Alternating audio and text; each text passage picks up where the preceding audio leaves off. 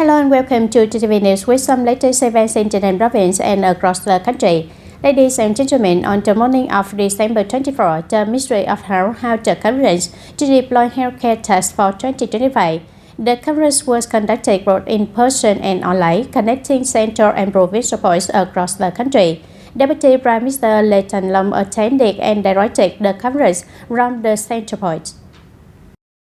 In 2024, the health sector successfully met 3 out of 3 major socio-economic targets for the year, as assigned by the National Assembly, including stating the 2 targets, the number of doctors per 10,000 people and the number of hospital beds per 10,000 people, and achieving the targets of the proportion of the population participating in the health insurance.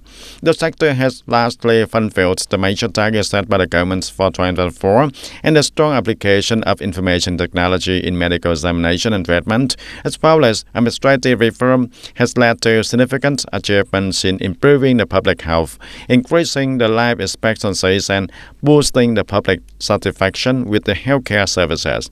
Speaking at the conference, the Deputy Prime Minister Lê Thành Long acknowledged the health sector's achievements in 2024, and he also suggested that in 2025, the health sector should focus on building the laws, policies, and the frameworks, improving the organizational restructuring, proactively advising and proposing financial management for health, implementing effective disease prevention strategies, and advancing digital transformation in the healthcare, ensuring replacement level fertility rates, and resolving the outstanding issues causing inefficiencies.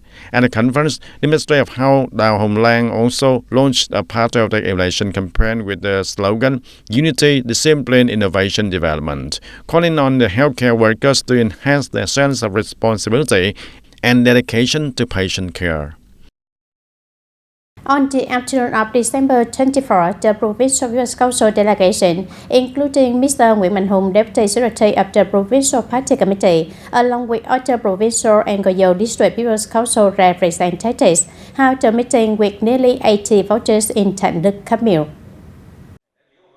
At the meeting, voters raised several issues and recommendations, such as each hamlet should have its own cultural house for convenient community activities, the need to enhance recognition for individuals with outstanding achievements in local cultural work, the delay in updating land administrative maps in the system, a proposal to upgrade to rural roads in Bến Rộng hamlet, the need for stricter management of fees collected by private notary officers, and the need to strictly arrest the issue of sidewalk encroachment to ensure traffic safety. On the same day, the Provincial People's Council delegation, including Mr. Trương Nhật Quang, head of the Mass Mobilization Department of the Provincial Party Committee, along with Goyou District People's Council representatives, held a meeting with voters in Phước Đông, Kham Muộn, Goyou District. During the meeting, the voters from Phước Đông raised the following concerns: the need to repair street lights along the road from the Nông Trường intersection to the industrial park, and the issues of trash being dumped into the N1820 canal, causing environmental pollution and restricting water flow, and they requested a prompt action from the relevant authorities. The local leadership and the district authorities have raised and clarified the voters' concerns during the meeting. Ladies and gentlemen, the Christmas atmosphere rests everywhere across the province. Churches and religious community are adorned beautifully and impressively. Our reporters have captured the vibrant atmosphere at Songkok Parish, where a simmering with lights and the sound of carols fills the air. The dazzling Christmas tree, along with carefully repaired hymns, creates a warm and sacred atmosphere for a peaceful and joyful Christmas night. As the year comes to a close, the atmosphere at Songkok Parish and the surrounding religious community is filled with excitement as everyone prepares for Christmas. Every corner of the church grounds is decorated beautifully, from the twinkling lights to the towering Christmas tree covered in lights and colorful ornaments. The carefully arranged nativity scenes have become a focal point, drawing many visitors who come to admire and take photos. Not only inside the church, but the streets leading to the parish are also illuminated with lights. The cheerful laughter of excited children blends with the sounds of Christmas music, creating a lively and warm atmosphere. I feel very excited to be performing with everyone at the Christmas Eve celebration. Christmas also brings a special excitement as people return home, gather with their families, and share warm and loving moments. My family also has a Christmas meal together. It helps to strengthen family bonds and the closeness between family members. Christmas is not just a religious holiday, but also an occasion for people to come together, unite, and pray for happiness and good fortune to come to their families and loved ones.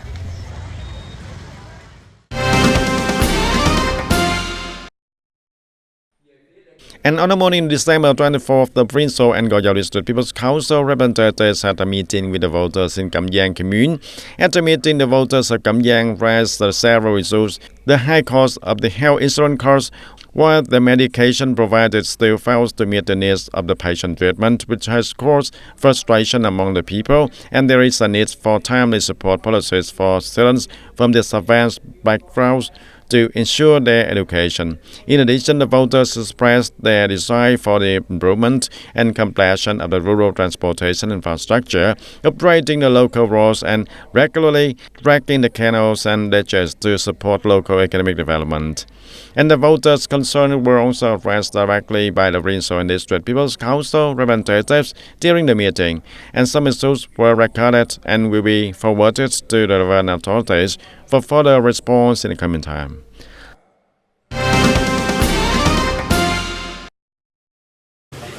The Department of Industry and Trade of TayNinhTV Province had just issued a plan to survey and inspect the inventory of goods held by enterprises participating in market stabilization and several markets in the province for the Lunar New Year 2025. The purpose of the survey and inspection is to ensure the supply and demand of essential goods, stabilize prices, control inflation, promote production, stimulate consumption, and ensure social welfare during the Lunar New Year period. At the same time, it aims to increase stockpiles, manage the quality and origin of goods, arrest trade violations, and organize safe and convenient markets and supermarkets. To effectively implement this task, the Department of Industry and Trade will lead and coordinate with relevant agencies to work with businesses register for the market stabilization program. Additionally, they will inspect the retail system and warehouses of goods under the market stabilization program for essential items, as well as track some markets in TayNinhTV Province to prepare for the Lunar New Year. The inspection will take place on January 21st and 22nd, 2025. The Orient Christmas is not just a holiday for Christians, but has become a celebration for everyone. Particularly today's youth often choose to gather with their families to fully embrace the meaning of Christmas. In addition to its religious significance, Christmas is a time for family reunions, where people come together to celebrate happy and sad moments of the year. While many young people choose to go out into the streets to enjoy the festive atmosphere of Christmas Eve, others prefer to stay at home with family to enjoy the true meaning of the holiday. Every year, I usually go to the church service on Christmas Eve, but this year I decided to stay at home and bake cakes, along with preparing some other dishes to invite my friends, relatives, and family to join in the celebration and share the Christmas spirit. According to our faith, Christmas holds great significance as it marks the birth of Jesus Christ, and it's also a time for family togetherness, which is very important for our Catholics. As for my family, I've prepared a small gift for each person and sent them to Santa Claus. These Santas are also organized by our church, and they will deliver gifts to our loved ones or to children in difficult circumstances. It's a way to celebrate, spread joy, and motivate everyone.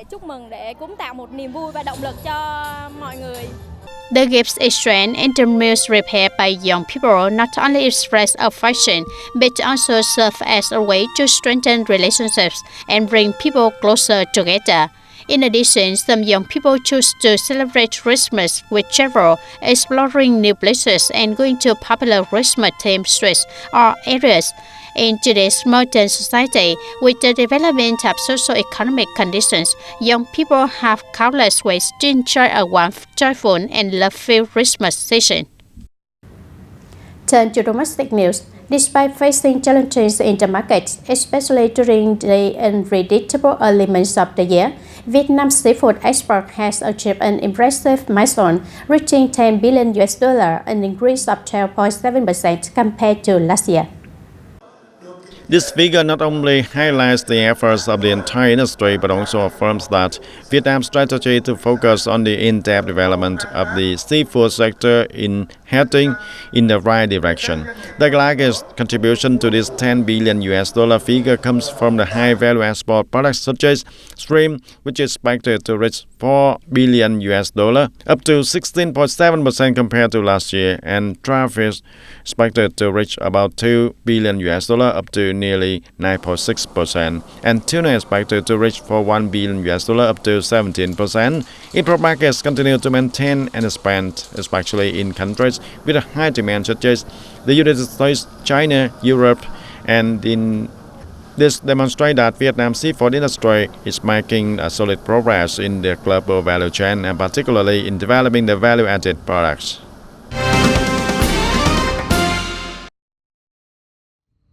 Deputy Prime Minister Hồ Đức Phước has just signed decision number 3 regarding the reduction of loan interest rates for customers who have loans from the Bank for Social Policies and were affected by Typhoon number 3 Yagi.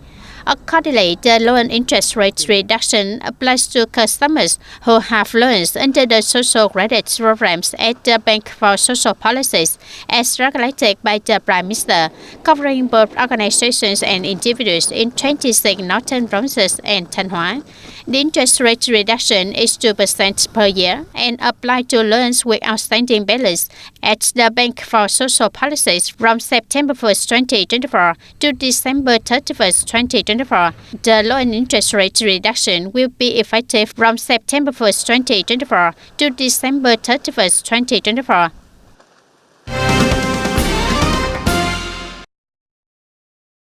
In 2024, e-commerce activities as well as issues related to counterfeit goods, fake products, prohibited items, intellectual property violations, and poor quality goods remain complex and challenging. In 2025, the Ministry of Industry and Trade will research and propose the development of an e-commerce law to institutionalize the practice guidelines, the state's policies, and harmonize the legal system concerning e-commerce in relation to other laws, ensuring consistency and coherence in the legal framework. Additionally, the Ministry will finalize and submit to the Prime Minister a comprehensive plan for the development of national e-commerce from 2026 to 2030, addressing the difficulties, obstacles, and limitations in the implementation of legal documents related to e-commerce. Ladies and gentlemen, one of the primary causes of crime is addiction to drugs and gambling. Many individuals are willing to commit crimes, including theft and robbery, in order to obtain money for drugs or to satisfy their addiction to gambling. Despite regular efforts by the police at both the provincial and local levels to spread awareness, warn the public and strictly arrest violations, the situation remains complex, affecting public security and order. On August 5th of 2024, Châu Thành District Police in Tây Ninh Province arrested Nguyễn Văn Phước, 34 years old, residing in Hậu Đức Commune of Châu Thành District, who had committed over 10 break-ins to steal property, and Phước admitted that to fund this ramping and personal expenses, he would ride his motorcycle around Châu Thành area, observing the houses without anyone home, and he would then hide his motorbike nearby, climb over the fences and use scissors to cut the back door and break into the houses. And before his arrest, Phước had stolen valuable items such as gold, money, watches, and mobile phones, which he sold to finance his gambling. And early in April 2024, Lê Bình An, 35 years old, residing in Phước Minh Commune of Dum Châu District, were arrested by Tây Ninh City Police for theft and confessed to committing the 5 break-ins by climbing onto the balconies of high-rise buildings and stealing valuable items such as money, gold, mobile phones, and laptops. The stolen money was used to pay off the debts incurred from the gambling losses. And on May 20, 2004, Taynin City Police also arrested Võ Hoài Tâm, 28 years old, from Taynin City for the theft. Tâm admitted that due to his drug addiction and lack of the stable employment, he would walk around Nguyễn Chí Thanh Street in Taynin province in Taynin City and using a set of lock-picking tools to steal motorcycle. After stealing a motorcycle part in front of an internet shop, he sold it to buy the drugs. Authorities have noted that the situation regarding the thefts related to drug and gambling addiction is becoming more complex, and many young people lured by gambling and drug use resort to crime to fund their habits and leading to a vicious circle of criminal activities.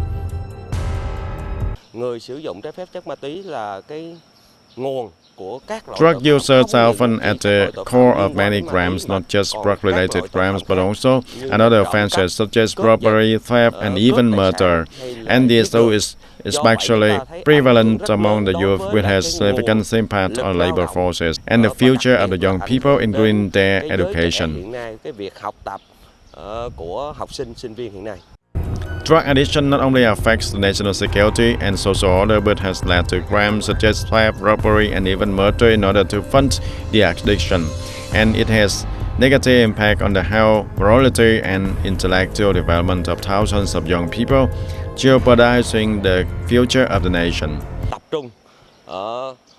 And we are focusing on reassessing the individuals directly impacted by the drug-related crimes in order to diversify the methods of awareness raising, including the visiting educational institutions to focus on promoting awareness among the students. For the Drug Rehabilitation Center in Taynin Province, we cooperate with the relevant sector to provide counseling and encouragement and education for those undergoing rehabilitation so that when they return to the communities, they can stay away from drugs. And to prevent the drug-related crimes, each individual must take the responsibility for educating their family about the dangers of the drugs and gambling. The society must work together to reject the social evils and support each other in leading the healthy and purposeful lives, staying alert and strong against temptation on challenges. And we must also collectively fight against such evils by refusing to support or enable these criminal activities.